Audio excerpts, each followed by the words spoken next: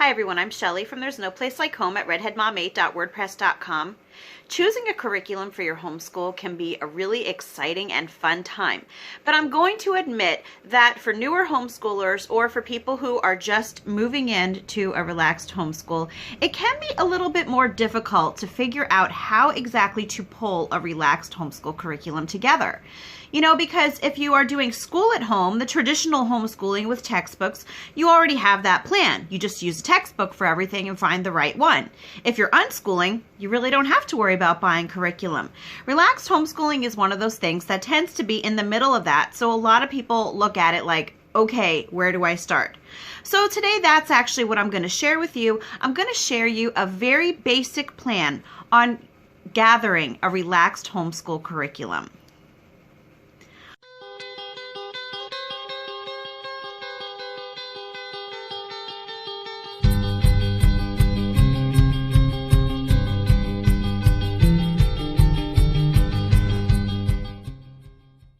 Okay, so what I have gathered here with me, you can't see it right now, but I'll be holding it up, are some of the things that we use in our homeschool just to use as visual aids for all of you. But one thing that I want to point out is that the curriculum that I am using in my homeschool, it is something that works for us. It does not mean that it's something that you absolutely have to have for your homeschool. So if you're using something else and it's working for you, by all means keep doing that. If you would like to try one of these because you haven't found anything really that works, great. But I just want to point that out first, that everyone's homeschool looks different, and I just kind of have these here to give you ideas. So the very first thing that most homeschool moms have, not all of them, but the very first thing that most homeschool moms have is some sort of a planner, some sort of a way to just jot down the things that they are hoping to do, especially if you're a relaxed homeschool mom. And you know, there are a lot of really, really intricate, beautiful planners out there. Now for me, I like things very simple. I like things very basic, and to be quite honest, since we are a relaxed homeschooling family, we don't really need all of the fancy detailed things because I just don't plan a whole lot. So what we use is just a trusty old spiral notebook. That's all that we use. And I did do a video on how we do our homeschool planning with just the spiral notebook. I'll link that in the description box. But yeah, start out with some sort of planner to write things down. So that's your first step. Easy, right? Okay, now most relaxed homeschoolers tend to focus on the foundational 3 R's: reading, writing, and arithmetic. Does this mean that all relaxed homeschoolers do things the same way? No, absolutely not. Because relaxed homeschooling, again, just like all other homeschooling, it can and will look different for every single family. But what I have found with most relaxed homeschooling families is that they have a lot in common with me in that they really do want to make sure that their kids have those 3 R's covered, because they are the things that are going to be most useful in life, and they are also the things that they are going to build all of their other learning on. So with that in mind, the very first things that you want to start thinking about as a relaxed homeschooler is how you are going to approach, we'll say, language arts. We'll start with language arts. Now, language arts encompasses a lot of different subtopics, such, you know, in language arts, there's spelling, there's writing which could include essay writing or, you know, learning cursive. It includes grammar. It includes reading, phonics for younger kids, reading comprehension. I'm not sure if I'm missing anything, but those are the basic things that you need to cover in language arts. And so what you really want to do is just figure out how it is that you want to cover that. You could always choose to just get a language arts curriculum that includes all of those things. Now, one thing that I do want to caution against, because this is something that I used to do, and so I found out the hard way. As a relaxed homeschooler, you know, the whole idea is that we want to keep things as simple as possible, because simple tends to be more effective. It doesn't jumble up your kids' minds with so many things coming from so many different areas. So that is really important when it comes to relaxed homeschooling. So one thing that you don't want to do, at least try not to do unless it's something that your kids really, really enjoy, is you want to try not to get like a separate workbook for every single subtopic of language arts, because then just for language arts alone, your kids are going to have like 4 or 5 books. And so I would really try to look at a language arts curriculum that is a little bit more simple and might include all of those things together. Now, what we do in our family, and again, I am just giving you this example just to give you some ideas, but you don't have to do it this way. We don't use a language arts curriculum per se that covers everything. What I do is I actually have different approaches depending on the different age groups, because I have littles, middles, and then I have my teens. Something that my littles and my middles all do is spelling. Now, I was just going to say we don't use a spelling curriculum. Technically we do, but we don't use it the way that it's meant to be used, because I like to tweak things to fit us. So what we depend on for our word list is Natural Speller. And I see that that's backwards because, once again, I'm filming this on selfie mode. So that's what it says, Natural Speller. And there are a lot of different ideas on how you can incorporate spelling into your homeschool in Natural Speller. And if it is something that works for your family, you could by all means use it like a spelling curriculum. We do not use it like a spelling curriculum. We just take the words, and my kids do 3 times each every day. They get a list of 10 words, and they do that 3 times each every single day throughout the school week. It's really just to help them learn to spell these specific words. Another thing that I will do is I will ask them, as they're reading the words to me, I will ask them, do you know what this means? Do you know what this means? And just so that they don't try to be sneaky, I'll tell them, don't tell me that you know what it means unless you really know, because if I think that you don't know what it means and you say yes, I'm going to ask you what it means. So they know you can't fool mom like that. So that is really how we do spelling. Phonics is something else that we just use workbooks for with our younger kids. And, we used to do Explode the Code. We are doing Adventures in Phonics. Explode the Code was actually... it was very short-lived. Now, my 5-year-old, she likes to do it once in a while, but we tend to just stick with what we know is working, and Adventures in Phonics we've been using for years. And the reason I had actually gotten Explode the Code is because they were out of the Adventures in Phonics for the level that she needed, but then I was able to get her one. But again, these are just ideas. So yeah, you could use phonics workbooks. You don't have to use phonics workbooks. You could approach phonics in a completely different way, but again, that's entirely up to you. Now, reading is something else. This is what we use. We alternate it. We don't do phonics and reading every single day. You don't want to go overboard on doing too many different subjects every single day with your kids, because again, they're going to lose some of that learning. They're not going to retain everything if you're trying to pour too many things into them at once. So what we do is we alternate reading one day, phonics the next. Reading one day, phonics the next. And of course, this is just for the kids who are just learning how to read. Now, other than that, other than spelling and the phonics and reading books, my younger kids, my littles, they just do writing through copy work. That is mainly what they do. And so we don't have an additional curriculum for them. For my older kids, my middles, who are up through 8th grade, other than the spelling, because again, we use Natural Speller all the way up through 8th grade. Other than that spelling, my middles don't have any language arts curriculum at all, because what we use to cover language arts is copy work and journaling. And they also have interest-led notebooks, which I actually just saw now that we don't have right here. And we use Mad Libs. My kids really enjoy doing Mad Libs to learn the parts of speech. And they also do cursive. So they do a cursive workbook. So that's really what they do. And again, I enjoy using notebooking for language arts in our homeschool just because it seems to be I like using the word effective today. Sorry, but I keep bringing it up. But that's what it is. It's more effective for my kids, and they seem to enjoy it more. And the whole idea for me of language arts, as a writer myself, I want my kids to enjoy writing. I don't want it to be something that they dread. I don't want it to be something that they feel like they have to do, but they absolutely don't want it to do. And I don't want them to grow up hating writing because I force them to do it with, a boring curriculum. And the same can actually be said with reading.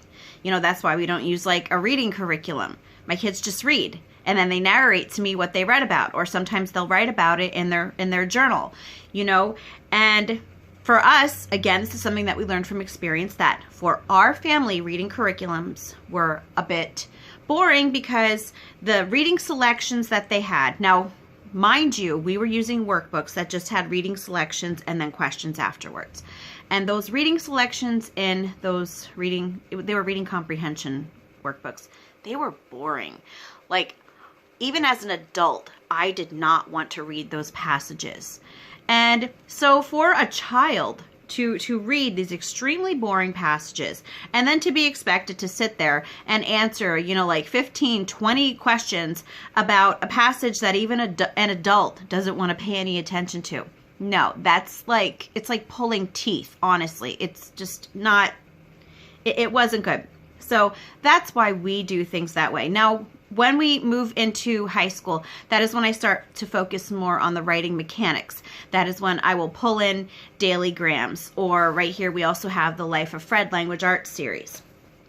But at this point, they are still doing notebooking every single day. And actually, I think this year they both are still doing copy work. They're kind of alternating their grammar book one day and then copy work the next day, and they're just doing it that way because they enjoy doing copy work. But yeah, I usually wait to introduce writing mechanics in a structured way until high school, just because I don't really think that it does not take 8 years to learn where commas and periods go. And that is why I do things in that way. Does that mean that we never touch on these things when they're younger? No. I touch on them in different ways. And I talk about that in another video. So I don't want to get too much into that today, because I'm sure you don't want to watch a 45-minute video. And I don't even think I have enough space left on my phone to do that. So I'll leave that link down below for how we do language arts also, because it's still pretty much the same way that we do it now. But that is really the main gist of it. You want to find a way to cover language arts, because that is something that is foundational. You want to do the same thing with math then, find something that works for your kids. So that could mean a workbook. Some of my kids use Abeka Math workbooks. The rest of my kids use ctcmath.com, which is, of course, online. My high schoolers, we have Life of Fred algebra, which we've actually gone back to right now. One of my high schoolers uses CTC Math. The other one is using Life of Fred. But it really comes down to the way that your kids learn and the way that you as the parent can handle teaching certain things. That is very, very important too. But the whole idea is just, you want to find a way to cover these subjects, language arts and math, so that your kids will have that ground to stand on, you know what I mean, to start learning everything else. Because of course, they are the most important things for your kids to learn. Now, one thing that I love about relaxed homeschooling is that everything else besides language arts and math, and arguably you can even use, all sorts of ways to teach language arts and math too. You don't technically need a curriculum for language arts and math. If you are very creative, if your kids are really receptive to it, you don't technically need to use a curriculum. You could find other ways to teach that. I find that it is easiest to cover those subjects with some sort of curriculum. But everything else in relaxed homeschooling, all of the other subjects, like social studies, history, science, art, music, physical education, safety, health, all of those other subjects can be covered in a myriad of ways. And this is where the fun begins. This is where you can really take hold of the way that your kids learn best, of the way that you learn best, or I should say teach best, to find something that works for your kids. This is the way for you to bring their interests in. And this is even a way that you, the parent, can maybe bring your interests in, and maybe you could help your kids to get interested in certain things that you enjoy learning about. Because that in those areas, I know that for me, I have more expertise in certain areas because I am well read on them. So you could always perhaps bring those subjects into your kids and just see if it's something that they'd be interested in. Now, I'm going to link in the description box. There's going to be a lot of links there today, but I'm going to, in the description box, link to my unschooling videos on how to unschool history and science and all of those other subjects, just because really this is the area that it's kind of like self-directed learning central, okay? But as a relaxed homeschooling parent, it really can help to have some sort of spine, or at least some sort of plan going for these areas, because self-directed learning might always not be conducive for situations in your life at that time, or even just to the way that your kids learn. Some kids might enjoy self-directed learning. Some kids might prefer that once in a while mom does stuff with them. And so that is why you also want to try to have some sort of a spine in your homeschool to maybe give you ideas, to give you maybe a little boost in structure that your kids might need, or they just might enjoy a particular curriculum. Now, some of the things that you might want to include in the spine of the rest of your homeschooling subjects are, the very first thing I'm going to say is a library card. The library is instrumental to the relaxed homeschooler. Now, I know that most homeschoolers, not just relaxed homeschoolers, are visiting the library and using the library, but very, very often the library is like the main source of curriculum. And I know that that is the case for us. I would say that we probably get, I'm going to be conservative and say 60% of our curriculum from the library. And with as many kids as I have, that's a lot of books. So having that library card, having access to a good library, you know, even if you're in a smaller town and you don't have a good library, because I was in that situation several years ago. The library that in that town was literally like twice the size of my downstairs in my house, and that was it. And I have a small house. So, you know, if you are in a small town that doesn't have like a fantastic library, very often neighboring cities that, you know, that are in your area also will give library cards, sometimes with a fee, sometimes with not. But anyway, it's definitely worth it, especially because you're saving a lot of money just by going to the library. But anyway, yeah, get yourself a library card. Go there often. Maybe choose like once a week to go there. Take your kids there. Let them pick out books that they want to learn things about. If you have topics that you want to cover with them or that you are covering with them, you can pick up the books while you're there.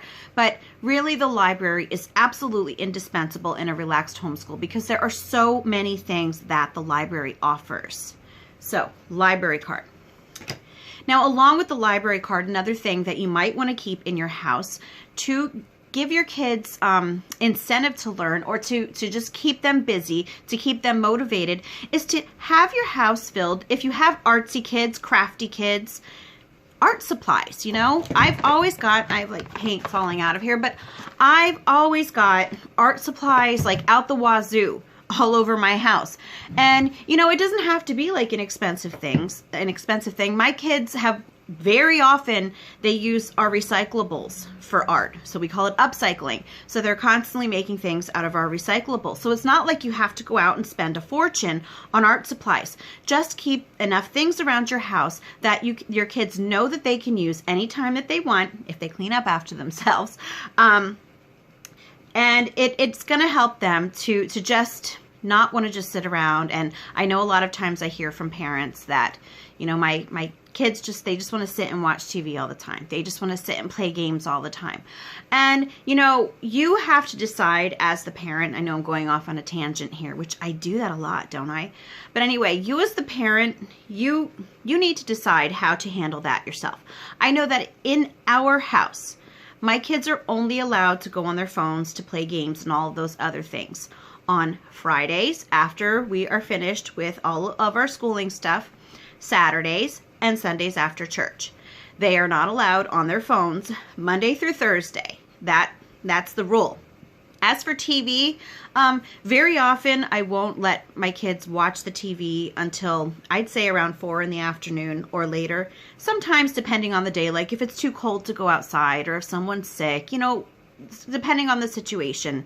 Yeah, they might be watching TV, but my kids are at the point where they're so used to just doing things all the time that, yeah, you're going to find them often sitting at the table making paper dolls or making their own Play-Doh or sitting there playing with slime. They find stuff to do, and once your kids get used to being in charge of their own time, they're going to start finding ways to fill that time. I think it's just a transition, especially for kids who are just starting to get that freedom of managing more of their own time. Very often at first, they're not really sure because they're so used to having someone else telling them all the time what to do. Whether it was, you know, a teacher in school, like if they were in school, or if you had more of a structured homeschool and you were telling them more of the things that they had to do each day. So yeah, it is a transitional period and you just have to give them time to get over it. And anyway, I'm going to move on because that is totally not the topic. I always do that. But anyway, another idea is to keep lots of living books around your house. Living books are books such as biographies. They are fiction stories that are, how can I put it? I want to say not twaddle, but a lot of you might not know what twaddle is. Twaddle is books that they might not be written as well as other books. Okay, like I hate to point out certain books because I do let my kids read twaddle. I'm going to say that right off the bat. Not all the time. It's not like that's all that they're reading, but I don't have like a ban on twaddle in our house. We've got twaddle and we've got not twaddle. So you just don't want a lot of it, but twaddle is those books kind of like Captain Underpants. You know, just those books that you're not really sure about the quality of them. But fictional books are really great for kids, and those are living books. If they are something that they can be classics, or they can be something that are just of a higher quality literature than your average, you know, like bubblegum literature for kids. And I hope that makes sense. But living books are also like nonfiction books. You know, I call them trade books very often, but you know, when you go to the library, nonfiction books are trade books. So if you ever hear me say trade books, I just mean, you know, like if you go to the library in the nonfiction section. Yeah, definitely keep your own library at your house filled with those sorts of books. And don't always just keep them on the shelves. You know, pull them out once in a while and just lay them somewhere, especially if you know that you have a book that your child is, they're kind of exploring that topic, and you know you have something that might be useful to them. Just lay it down and see if they find it. Or you could even say to them, hey, look what I found. But yeah, keep books in your house, keep art supplies in your house. Just try to keep things in your house that are going to hold your child's interests. Again, it all goes back to what do they like to do. Now, another thing that I like to have in the house to cover these areas are just a few unit studies. Okay, I have a lot of unit studies around the house. But, you know, now I know a lot of people don't consider Beautiful Feet books to be a unit study, but I do because I find ways to tie all the subjects into it. And also my trusty, falling apart, very old CONUS curriculum.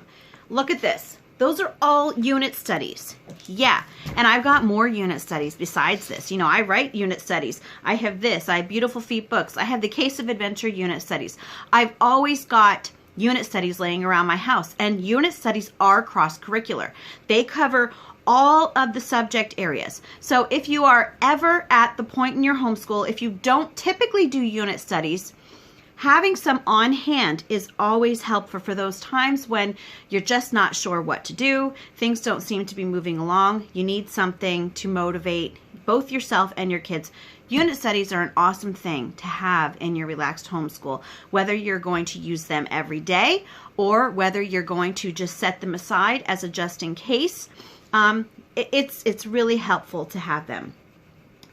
And that is really all that I have to tell you about keeping a spine for a relaxed homeschool, because again, it has to come down to that individual family. And I know that a lot of times people want me to tell them specifically what they should get. And I can't specifically tell you what to get because I don't know your kids and I don't know their learning styles. So again, these are all suggestions that I'm hoping will inspire you and give you some ideas on what to do.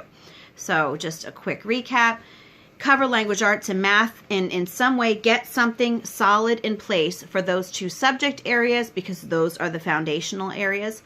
And then for everything else, you can pull all sorts of resources in and try to just keep some sort of spine in place with your library card, some supplies, some living books, and a few unit studies that, yeah, I love unit studies. You guys know that. But anyway, I'm hoping that I covered everything. I think that I did.